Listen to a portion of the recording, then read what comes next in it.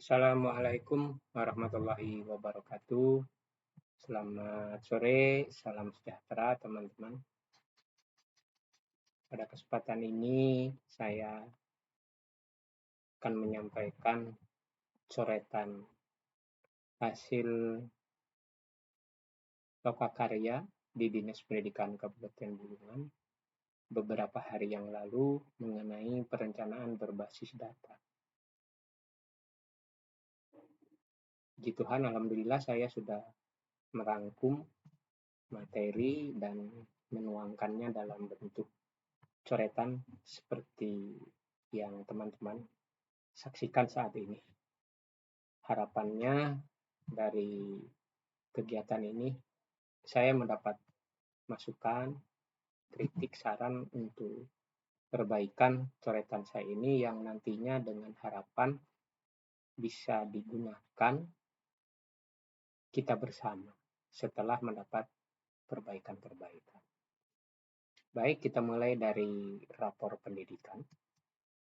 Seperti kita ketahui bersama bahwa rapor pendidikan masing-masing satuan pendidikan ini berbeda. Nah, ini adalah contoh rapor pendidikan di sekolah saya. Bagaimana nanti dengan rapor pendidikan teman-teman? Tentu nanti teman-teman tinggal mendownloadnya. Dan hasilnya tentu akan berbeda-beda ya teman-teman. Setelah teman-teman mendownloadnya, kemudian nanti teman-teman akan mengcopy, kemudian mempastekannya di sini. Kenapa di sini mempastekannya? Karena nomor ini adalah nomor buatan rekayasa agar nanti teman-teman mudah dalam memilih indikator-indikator yang akan diintervensi. Dalam kesempatan ini saya tidak akan menceritakan bagaimana menganalisis rapor pendidikan, karena saya yakin teman-teman di sekolah juga sudah mengetahuinya, cara memilihnya maksud saya. Kenapa ada nilai-nilai seperti itu? Mana yang harus diintervensi? Teman-teman sudah paham. Dalam kesempatan ini saya akan langsung menghubungkannya dengan identifikasi, dengan refleksi, benahi, dan nanti ada di draft RKS. Baik, kita mulai teman-teman. Setelah teman-teman mempastikannya di sini, nanti akan ketahuan bahwa apa yang perlu diintervensi. Jadi cukup dengan mengingat nomornya ya teman-teman, nomor urutnya di sini. Kita beri contoh, diidentifikasi terlebih dahulu. Misalnya tadinya di sini tidak ada, belum dimasukkan nilainya maksud saya, nomornya gitu maksud saya. Nah, jadi dari nilai-nilai yang sudah teman lihat tadi itu di rapor pendidikan masing-masing, ternyata nomor 1 lah yang harus saya intervensi gitu. Tulis saja nomor 1, di enter. Nah, nanti akan terbaca indikator mana yang teman-teman maksud tadi yang perlu diperbaiki gitu, yang perlu dibaca. Nah, ini sudah ada di sini. Kenapa ada 5? Karena ini sesuai dengan arahan dari kementerian. Ada prioritas, 5 prioritas. Nah, setelah kita tulis di sini hanya contoh teman-teman ya, ini masalah di sekolah kami, teman-teman mungkin berbeda. Silahkan ditulis nomor urut raportnya. Setelah ditulis, kita sudah tahu permasalahannya di mana, kita masukkan ke identifikasi, refleksi, dan benahi. Identifikasinya kita sudah tadi ada di sini. Nah, dari masalah ini kita cari akar masalahnya. Ini sudah saya tulis, ini contoh dari sekolah saya sebagai tugas kemarin, lokakarya. Nah, kita lihat di prioritas masalah. Klik. Nah, di sini ada 5 prioritas. Kemudian di sini juga dilengkapi dengan cara memilih indikator yang bermasalah itu seperti apa, di dimensi A itu bagaimana, di dimensi B itu bagaimana. Dan nanti setelah tahu teman-teman ada permasalahan, teman-teman nanti misalnya terpilihlah A2, kemampuan numerasi. Nah, berarti dari kemampuan numerasi teman-teman yang dipandang perlu diperbaiki itu berarti akar masalahnya ada di sini teman-teman. A2, D1, D2, ya, D3 gitu kan. dan seterusnya. Misalnya teman-teman, saya ada di dimensi lain, ya dipersilahkan. Tapi ini secara umum biasanya seperti ini. Kita copy, kemudian kita pastikan di sini. Itu akar masalahnya. Berarti satu akar masalah kita sudah tahu. Begitu seterusnya mencari dan mencari terus. Nah, kemudian setelah kita tahu akar masalah, tentu kita akan benahi. Mari kita lihat bagaimana membenahinya. Di sini ada benahi dan deskripsi kegiatan. Maksudnya, apabila teman-teman sudah menemukan akar masalah, misalnya di sini tadi ada numerasi ya teman-teman kalau tidak salah. Nah, numerasi ini akar masalahnya. Nah, dibenahinya dengan ini. Dan benahi ini teman-teman bertanya dari mana gitu. Ini saya mengambil dari materi pusat yang dibawa oleh teman mengikuti diklat pusat. Maksud saya tingkat pusat gitu, tingkat nasional. Jadi saya minta, kemudian ini hasil rangkuman membenahi oleh para ahli. Jadi kita dengan mengkopinya di sini, kemudian nanti kita mempastekannya di sini. Nah, setelah dipaste di sini, numerasi dan seterusnya sama aja. Saya kasih contoh di sini. Nah, berarti dari masalahnya sudah tahu, akar masalahnya sudah tahu, sudah ditentukan juga cara membenahinya, tidak berhenti di situ saja. Berarti harus kita tindak lanjuti dengan program nyata. Ya, program nyata ini adalah program yang kita lakukan setiap tahunnya. Dan program ini bisa kita lihat di referensi kode manajemen aplikasi RKAS. Nah, yang saya tampilkan ini adalah manajemen aplikasi RKAS terbaru, karena yang terdahulu itu ada standar kompetensi lulusan dan saat ini tidak ada. Ini saya dapat dari narasumber ya teman-teman.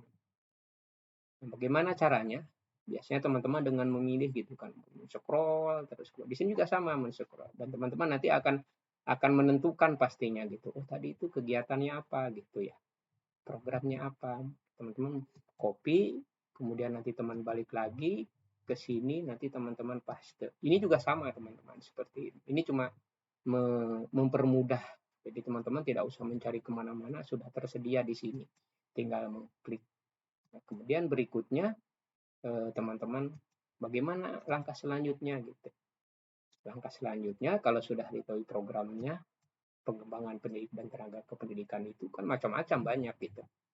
Nah, ditemukanlah misalnya yang sesuai bahwa cara membenahi ini cocoknya di program pengembangan pendidik dan tenaga kependidikan diurai kegiatannya KKG gitu.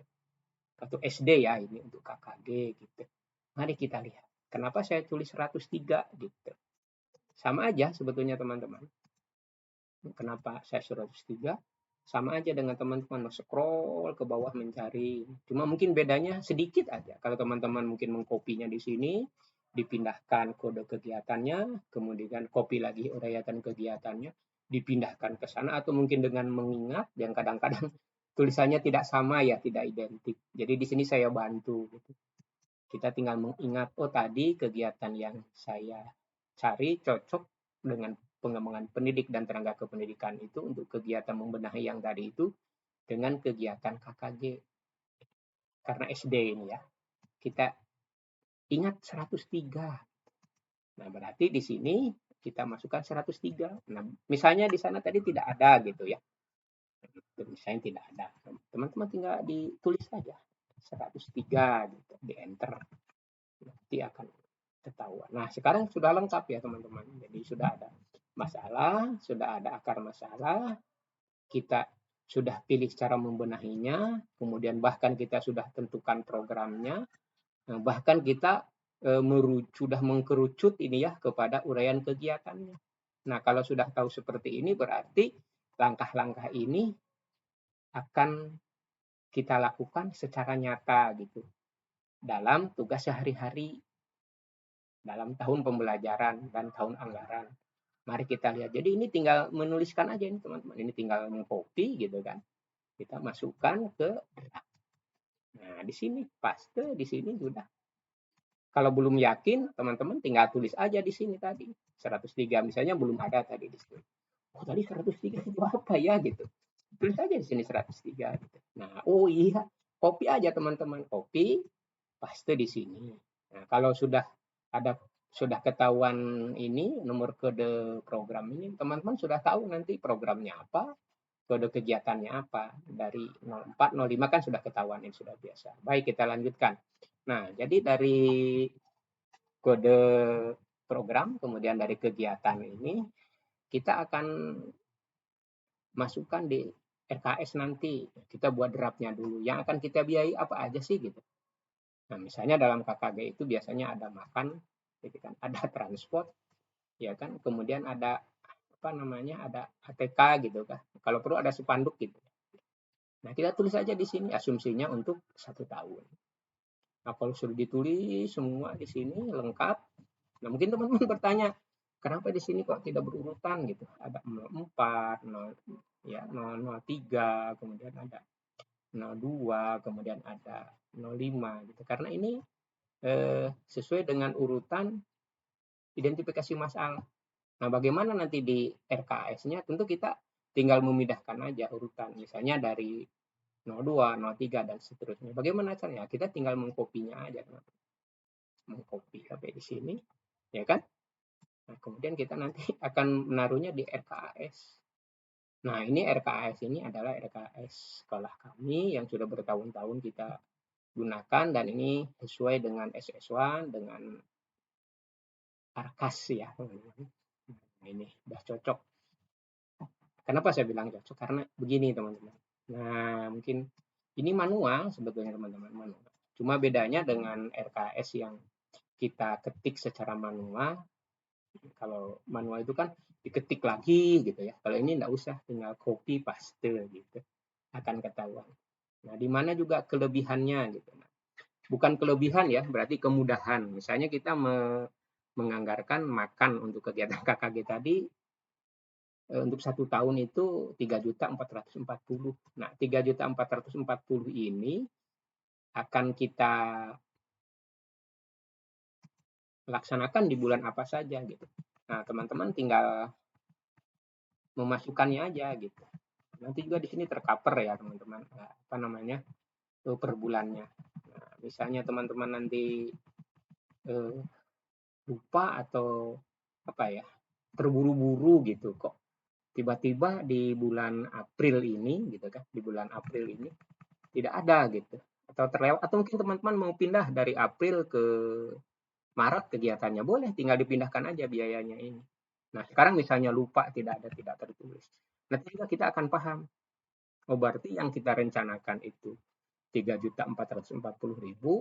Nah, ini teman-teman, dalam pelaksanaan setiap bulannya kok cuma 3.010.000 gitu. Nah, berarti ada yang belum di entry kegiatannya atau belum dibiayai pada bulan apa ya? Oh, pada bulan April 430. Nah, ini teman-teman.